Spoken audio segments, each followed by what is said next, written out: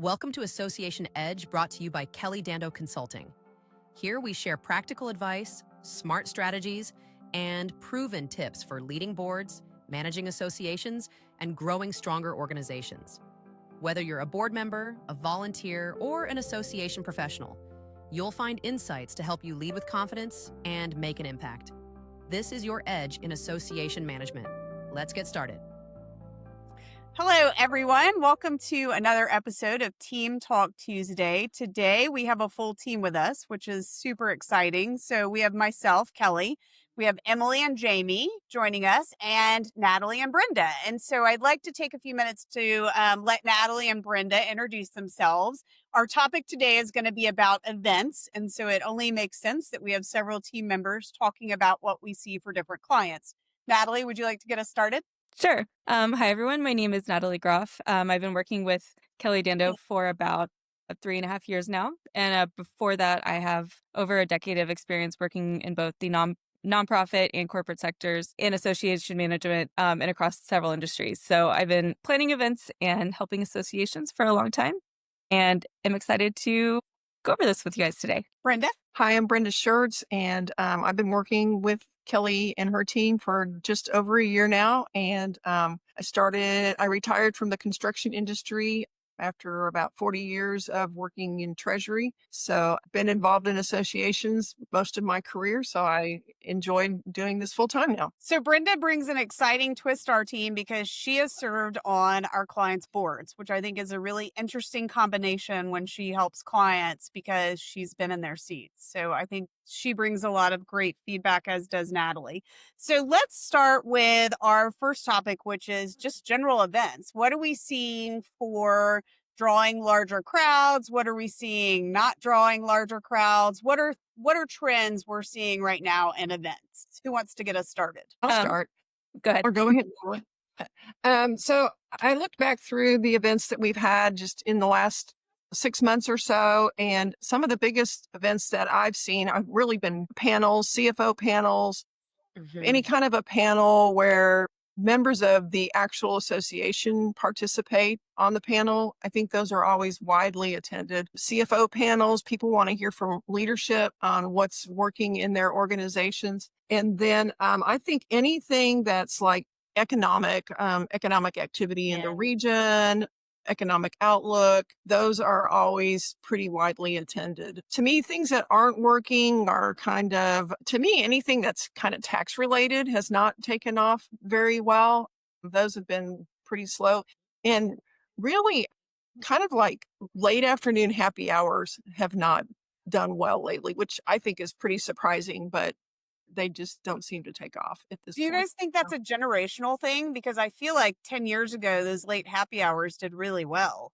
Maybe people have kids' sports and other things going on. That's what I was thinking. Yeah, I maybe think kids stuff. Yeah. I've seen Makes it hard. coffees, like early morning mixers without cocktails, unfortunately, that have been doing really well. So Yeah, it's a we great have way to get had- folks out.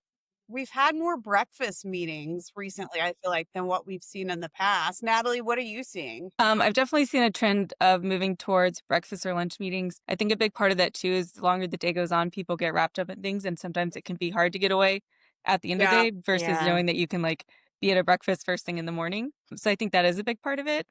But yeah, I've definitely been seeing more of a trend towards breakfast and maybe like occasional happy hours, or happy hours being more of just a social thing and not in addition to a keynote presentation or educational piece. What are your thoughts on topics? What are you seeing members like, not like? I definitely have seen higher numbers at panels lately. A lot of it's dependent too on the talent that is brought in. So local CFOs are always a big draw. And it's also how much if you have panelists, if they are promoting it themselves. I find that if they are, your panelists are engaged and excited to be there, then are reposting it on their LinkedIn or on pushing it out to any of their lists, then you get significantly more attendees than if it's just coming from the association list itself. That's a Great great point. Yeah. I have had one chapter that they do early morning virtual calls once a month, and those seem to do really, really well. So it's 1 hour.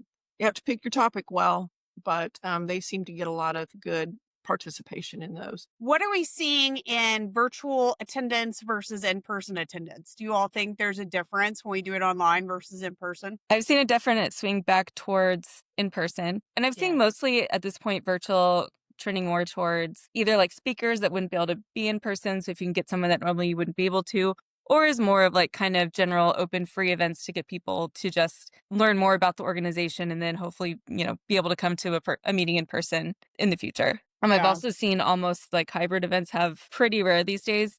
A lot of technical issues can happen with those.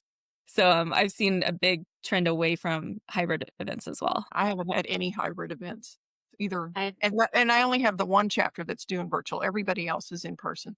And mostly at lunch. I only have a couple of groups that do late afternoon or evening. Yeah. I think there's something to be said about the virtual events, though. I think they can be successful, but I think you have to time it correctly. I think, when we get towards the end of the year, the beginning of the following year, I think that's a really good opportunity to do a virtual meeting. It's hard for people to get out usually.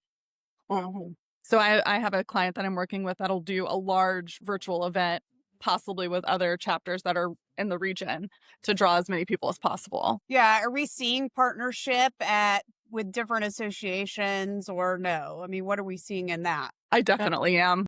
Yeah, several- I've got a few recently that are partnering with other groups, and I think those panels do really well Mhm. too. Well, I think for the educational events, I think the more you can partner with someone, the larger the audience. I think Yeah. attendance is just down right now for a lot of things, especially these educational events. I have some clients that are up against a text deadline right now, and that's really putting a pause on pretty much everything that's happening. Yeah, it's really interesting based on the type of client we have. Emily has a couple of different clients, how the timing of meetings really influences the attendance. It's always interesting to me. And I feel like sometimes, even if we do it near a tax deadline, you never know. We could have a ton of attendance or we could not. Mhm. It's so, I find it so hard to predict what attendance will look like. Do you all find that? Yeah. Definitely. I feel like it used to be so predictable where we would say, oh, if we have this topic, we're going to get at least 80 people. And you go in thinking that, and then 65 show up. I mean, it's so cyclical now. And I feel like you just can't predict what's happening, which is a strange time to be in because I feel like we've always. It's not always it's not always about the topic either. I mean, because I have chapters that 1 month they'll have 50 or 60, and the next month they work hard to get 30. I mean, and it's just, I don't know if it's just the time of the year or the day of the month. Or one thing that really helps, though, I think, is if they can get their marketing out as early as possible. Yeah. Save the They dates really out struggle when even. they wait until the very last minute and we only have like 2 weeks to really market. Say it louder for those in the back, Brenda. So, You know- what is your ideal time for the team? How soon do you want to get an event out? I mean, 30 days prior is, to me, good. If you get Right. it too far in advance, you don't get people to sign up either because they don't know what Yeah. going to look like that far in advance. But I mean, if they can start getting me information 30 days in advance and we can turn it around in a couple of days and start marketing, I think they have a lot more success than if they wait until, we've only got 10 days left to market this and people's Yeah. calendars are already filled up, or, Mhm. I just don't think they have as much success. I think getting the holiday events on the calendar is so important. If you Mhm. you kind of have to call dibs on those dates early.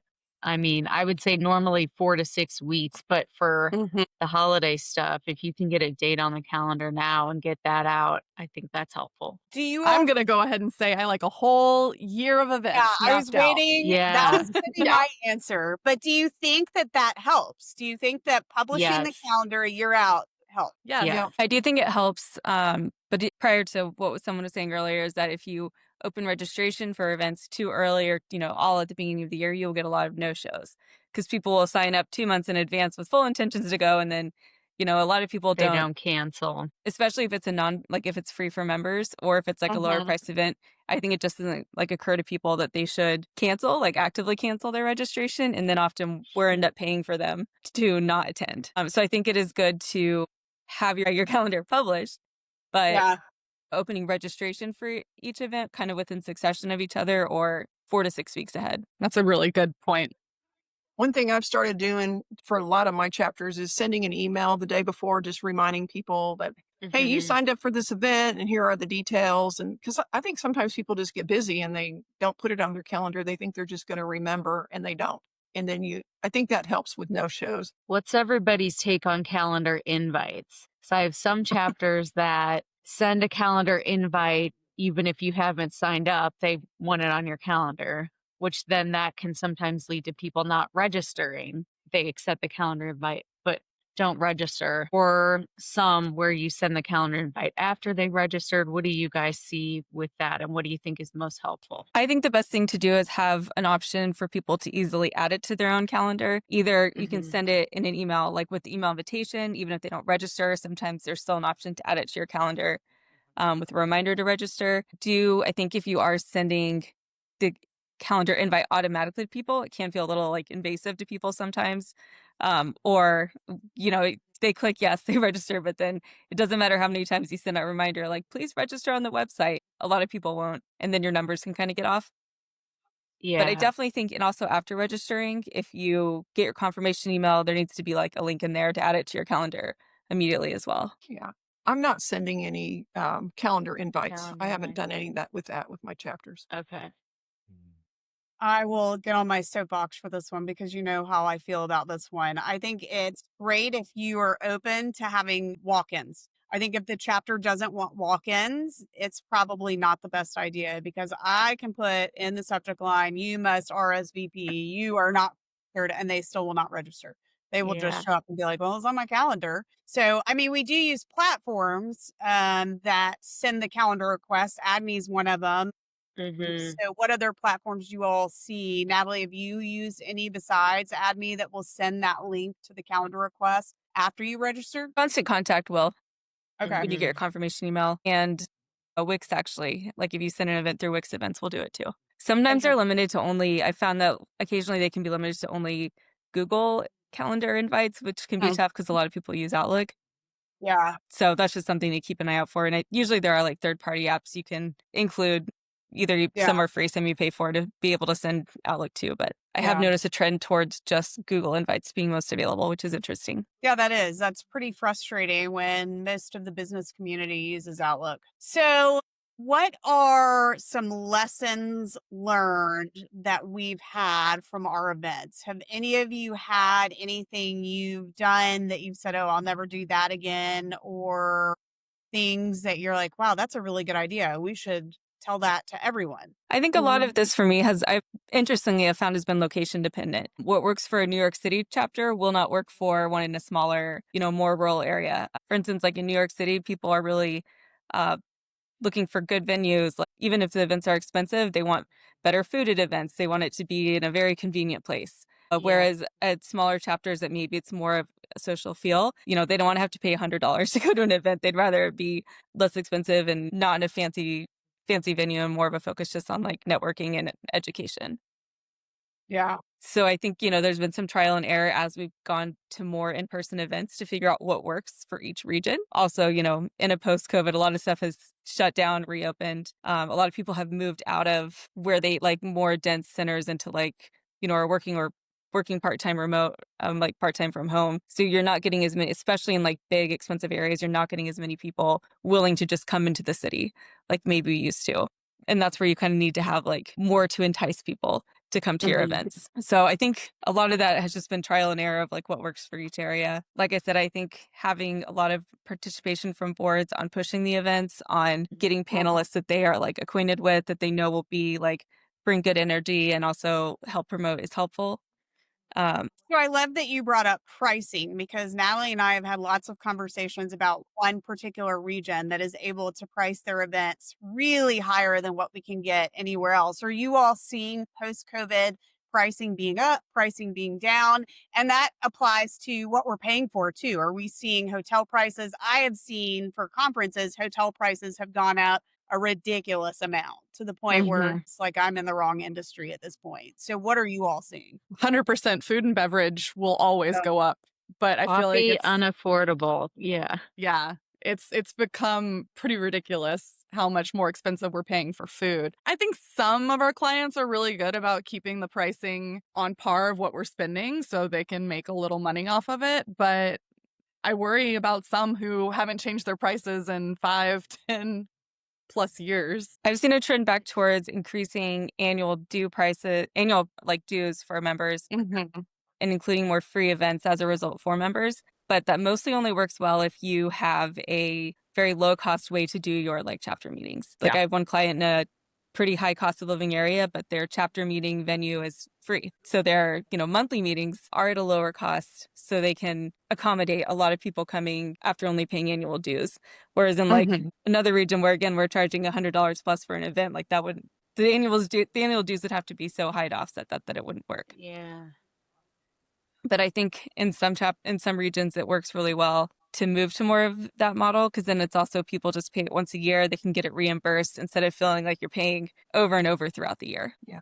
I have a couple of chapters that they get a sponsor for each meeting. So that helps cover, and then they don't charge for the meeting. So we, put the sponsor, we advertise for the sponsor on the marketing, and then I don't know how much they contribute to the meeting, but I think it helps keep their cost really low. And then I have others that get, they do a lot of annual sponsorships. And so they cover a lot of their excess costs that way. The chapter that I kind of grew up in, if you will, in my career, I mean, basically you pay dues and every event was pretty much free. So it can go either way. But most of the chapters that I work with, they charge for every event. Some Do you all think it's easier to get sponsors now or more difficult? What are you all seeing? I've seen a lot of change, honestly. I expected it to get harder over the last year or two, but we've stayed pretty even, if not even an increased amount of sponsors in my chapters over the last couple of years, which it's maybe because since we're back to in-person events, sponsors are seeing more value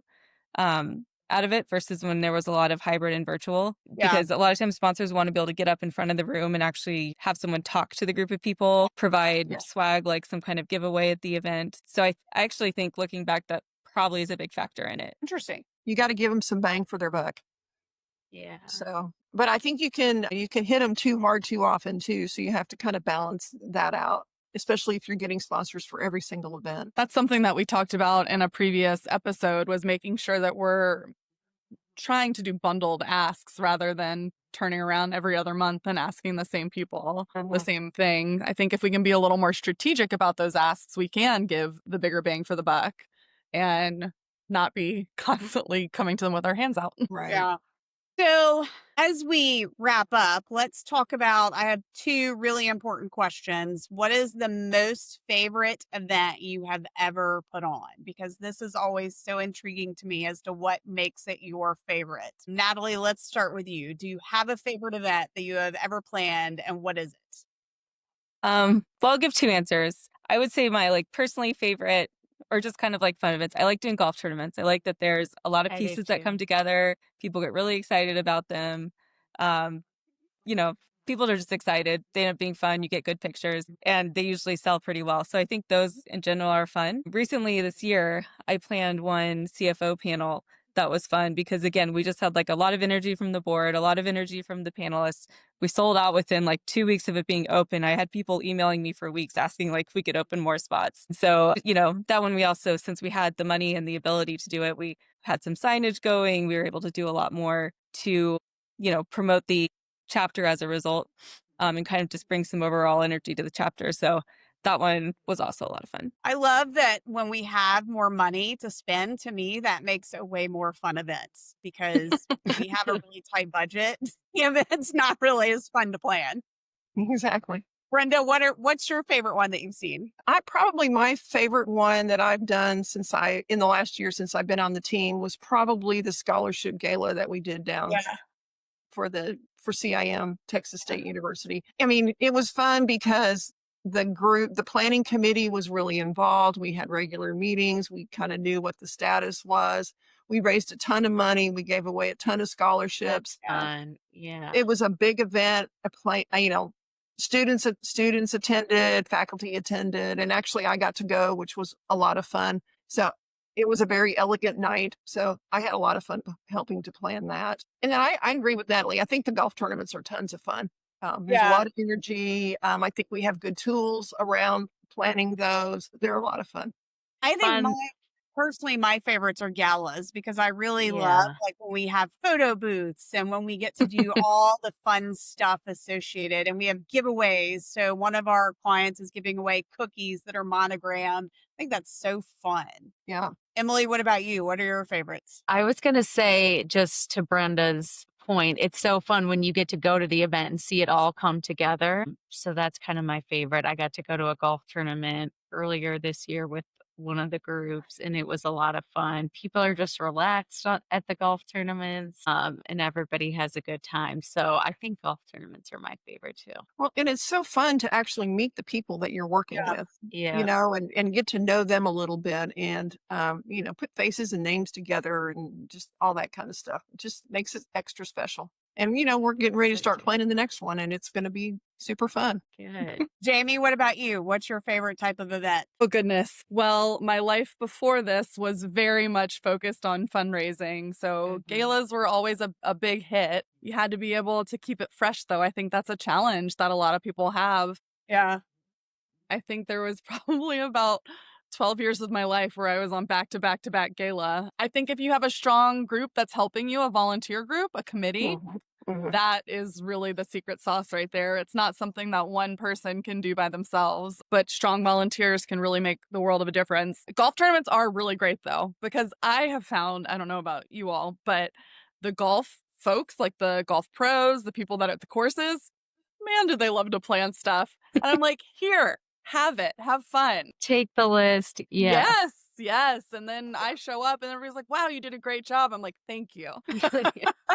Thank you. Well, I think that is a great way to end our event topic. Thank you so much for everybody who joined us to watch this. And Natalie and Brenda, thank you for being guests today. As usual, if you have comments or ideas, we would love to hear them in the comment section. So thank you, everyone. And we look forward to seeing you on our next topic, which will be social media.